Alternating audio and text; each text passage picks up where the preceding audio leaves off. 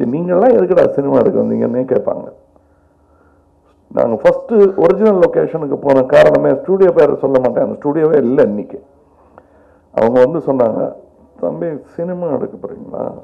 ஆமாங்க, ஒரு ஃப்ளோர் வேணும். ஃபஸ்ட்டு இங்கே என்ன செலவாகும் தெரியுமா?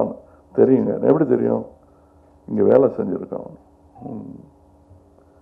சினிமா எடுக்கிறது கற்றுக்கிட்டு வாங்க, அப்புறம் இடம் தரேன், காசு இருந்தால் போதாதுன்ட்டார். அப்படியே சின்ன பசங்க தான். எனக்கு 18 வயசு, சக்தியன் எனக்கு 25-26 வயசு இருக்கும், ப்ராப்ளி மோர். அப்படி எந்திரிச்சேன், அப்படியே கையை பிடிச்சி இழுத்து வெளியே வந்தார். ஸ்டூடியோலேருந்து வெளியில் வந்தோம். அன்றைக்கி தான் முடிவு எடுத்தோம், ஒரிஜினல் லொக்கேஷனில் எடுக்கலாம், இந்த ஸ்டூடியோ என்பது வேணாம். என்ன எனக்கு மரியாதை இல்லாத இடத்துல நான் எப்படி நினைப்பேன்? வேணான்னு. அப்படி ஆரம்பித்த முதல் எங்களுக்கு கிடைத்த ஸ்டூடியோ எல்டான்ஸ் ரோடு.